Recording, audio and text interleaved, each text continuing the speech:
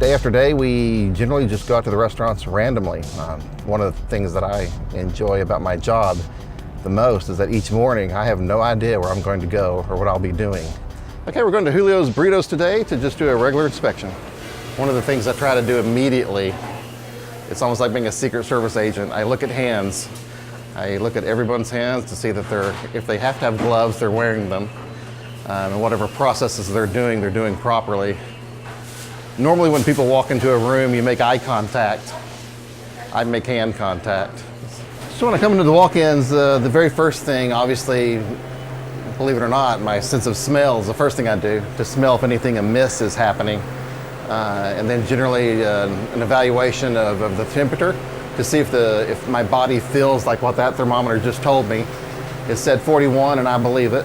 I'm looking for any type of cross-contamination risks. I see that all the raw meats are on the bottom. There's always a chance that in raw meats there could be some bacteria that can make us sick.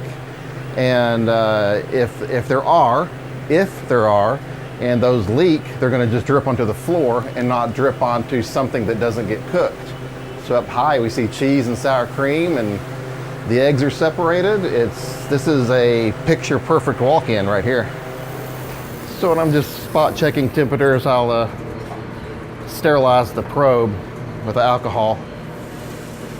Personally, I like to watch the temperature drop as the alcohol evaporates. I don't want to stick alcohol into their food, so I wait for the alcohol to evaporate. There it went.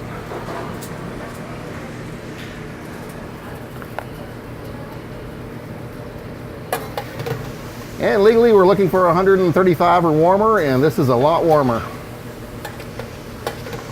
A lot of these restaurants that serve breakfast burritos, they keep the ingredients extremely hot because customers like hot burritos. So when I walk in, I recognize that if they're supposed to be using gloves, suddenly everyone's got their gloves on.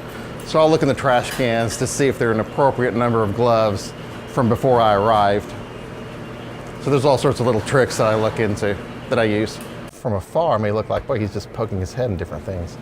From experience, you learn what to look for, and I do a lot of studying online of foodborne illness outbreaks and what led to those outbreaks. And sometimes the simplest little thing, if it would have been detected early, could have prevented an outbreak. And so me poking my head in a refrigerator or turning over an item does look really simple, but a lot of times I'm looking for very specific things that could lead to someone getting sick.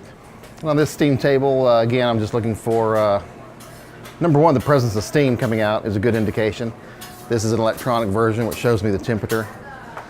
This model has some heat lamps or lights on top. Generally, they're just cosmetic, make the product look good. The heat is really coming from underneath. And again, looking just for anything amiss.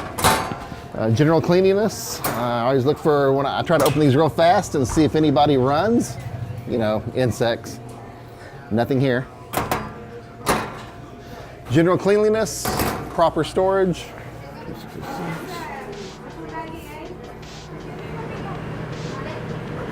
All right. Thank you. Very nice. Good job.